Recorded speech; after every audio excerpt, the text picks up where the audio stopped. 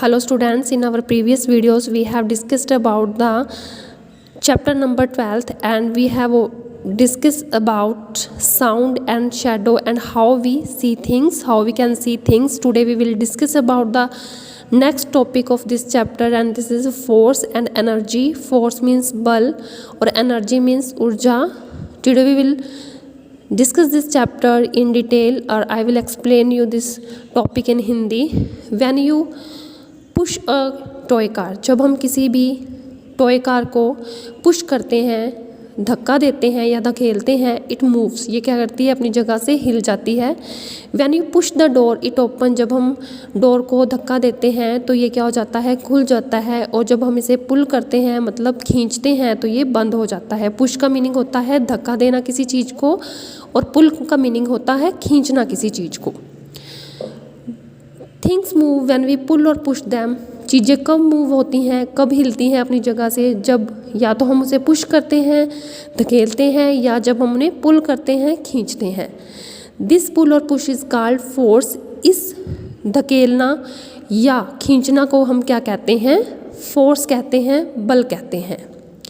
Thus we conclude that it is the force that move things. तो हम इस निष्कर्ष पर पहुँचते हैं कि the force that move things, ये बल ही है जो चीज़ों को क्या करता है, एक जगह से दूसरी जगह पर हिलाता है, जिसकी वजह से चीज़ें हिलती हैं. To move light things we exert less force, while to move हैविंग things we need to exert more force.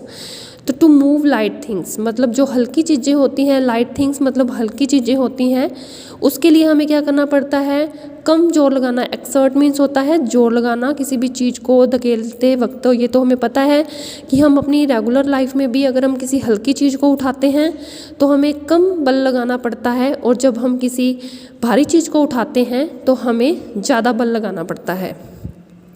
When we move something, we exert force and some work is done. जब हम किसी चीज़ को मूव करते हैं, हिलाते हैं, तो हमें क्या लगाना पड़ता है, एक्सर्ट करना पड़ता है, बल लगाना पड़ता है. तो ये जोर लगाना पड़ता है. उस फोर्स को हम क्या कहते हैं, जब हम उस बल लगाते हैं, इसकी वजह से क्या होता है, कोई काम हो पाता है. ठीक है. तो energy is required to do work. तो बल हम कब लगाएंगे, जब हमारे में ऊर्जा होगी. तो किसी भी काम को करने के लिए क्या ज़रूरी है, एनर्जी, ऊर्जा ज़रूरी है. We get energy from food, हमें जो एनर्जी है वो फूड से मिलती है, खाने से मिलती है.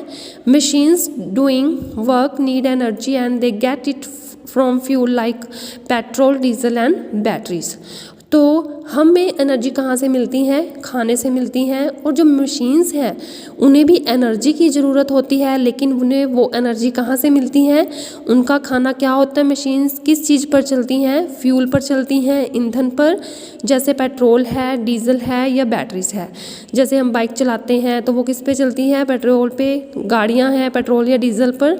तो हर चीज़ को काम करने के लिए, चाहे वो ह्यूमन बीइंग है, चाहे वो कोई भी मशीन्स है, तो हर किसी को काम करने के लिए किसकी ज़रूरत पड़ती है, एनर्जी की. और एनर्जी हमें कहाँ से मिलती है, ह्यूमन बीइंग्स को एनर्जी मिलती है खाने से, और मशीन्स को एनर्जी मिलती है पेट्रोल, डीजल और बैटरी से. तो ये हमारा चैप्टर यहीं पे ख़त्म हो गया है. So read this chapter carefully. Thank you and have a nice day.